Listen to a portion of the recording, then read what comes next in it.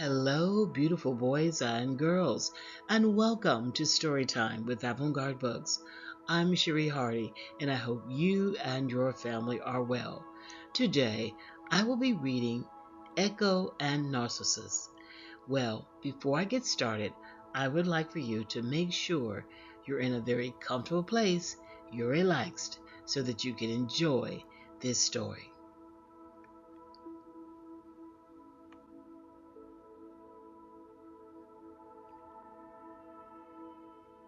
Long ago, there lived a pretty nymph named Echo. Almost never alone, she liked to play in waterfalls with the other nymphs and go hunting with the goddess Artemis. Echo was generous and warm-hearted, but she was also a chatterbox. Sadly, it was this love of talking that led to her harsh punishment by the goddess Queen Hera.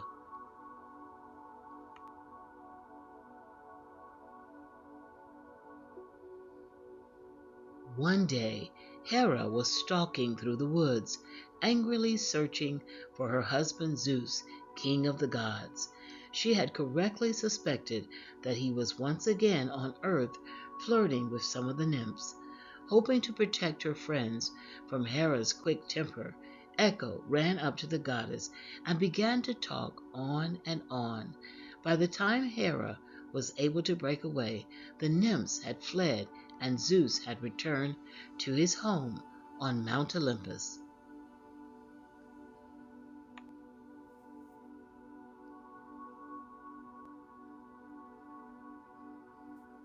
"You have deliberately delayed me with your incessant chatter," Queen Hera shouted at Echo.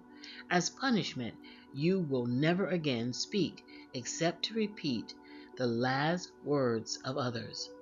Soon after that, poor Echo saw and fell in love with Narcissus, an extremely handsome youth who liked to spend his time alone, hunting for deer. Unable to speak to him of her love, Echo secretly followed him wherever he went. Finally, she gathered her courage. She stepped out from behind a tree and threw her arms around him. Narcissus, who felt no affection for anyone, pushed her aside. "Go away. I'd rather die than be with you," he said rudely. "Be with you," Echo tearfully replied. But Narcissus scornfully walked off into the woods.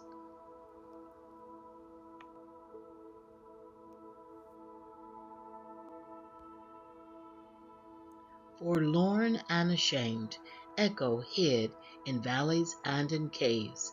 She slowly faded away until all that was left was her voice. It can still be heard today, softly answering those who call.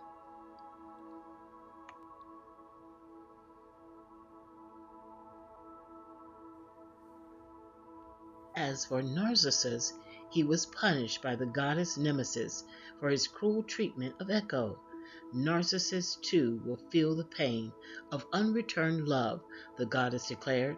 "I will make this cold-hearted youth who doesn't love others fall in love with himself." On a warm afternoon, Narcissus stopped to rest by a clear, deep pool. As he bent down to drink from it, he saw the image of a handsome youth on the surface of the water. Narcissus's heart filled with love. He stretched out his arms and tried to touch him, but each time he reached down into the water, the youth disappeared into a swirl of ripples.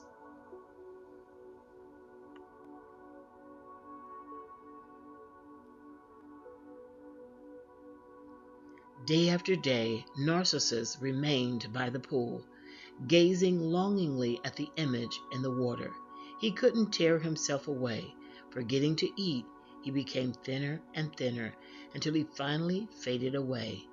It is said that a sweet-smelling flower with white petals sprang up in the place where he had sat for so long. This beautiful flower is called the Narcissus. The end.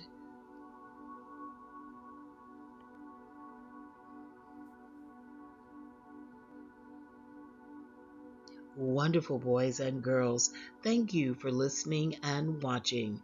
This story, Echo and Narcissus, was adapted by Jan Meyer in 2007.